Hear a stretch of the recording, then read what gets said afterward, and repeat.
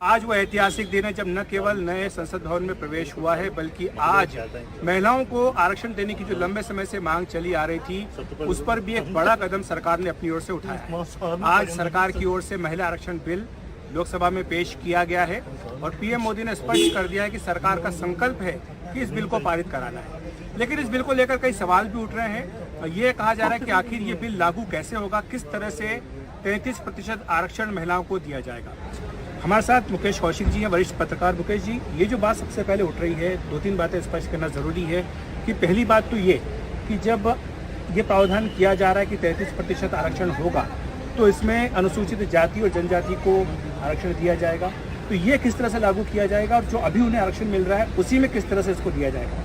दरअसल मुझे लगता है कि जो मेघवाल जी ने इस बिल को पेश करते हुए कहा कि ये बिल्कुल SC/ST के रिजर्वेशन की तरह ही होगा, यानी कि डिलिमिटेशन कमीशन ये तय करेगा कि महिलाओं के लिए कौन सी सीटें आरक्षित की जाए।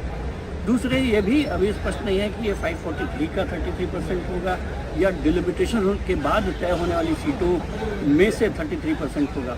हालांकि उन्होंने अपने भाषण में ये कहा भी है कि आज हमारे पास 81 सांसद महिलाएं यहाँ पर बैठी हैं, कल 181 बैठी होंगी, तो उन्होंने 543 का ही 33% 181 बताया है।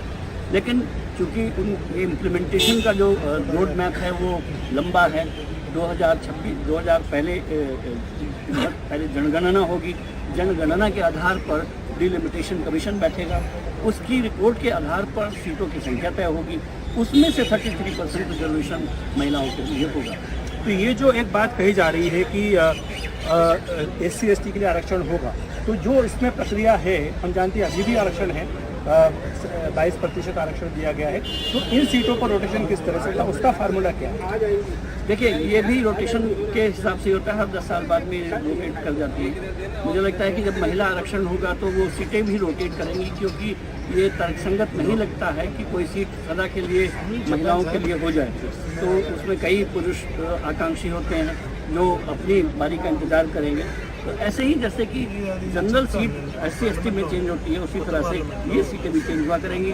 फिलहाल उन्होंने इस आरक्षण की मियाद 15 साल रखी है, यानी कि सरकार को ये लगता है कि 15 साल अगर आरक्षण हमने महिलाओं को दिया तो एक 15 साल बाद ऐसी स्थिति आएगी कि आरक्षण उनको देने की नौबत नहीं होगी। लेकिन हमने देखा है कि जब 1952 से SC/ST के लिए जो आरक्षण की व्यवस्था की गई, आज तक कोई भी पार्टी उसको वापस नहीं ले पाई। तो आरक्षण होता है तो सदा के लिए, ये भी 15 साल बाद किस पार्टी की हिम्मत होगी कि वो महिलाओं का गुस्सा झेलेगी और इस आरक्षण को खत्म कर देगी।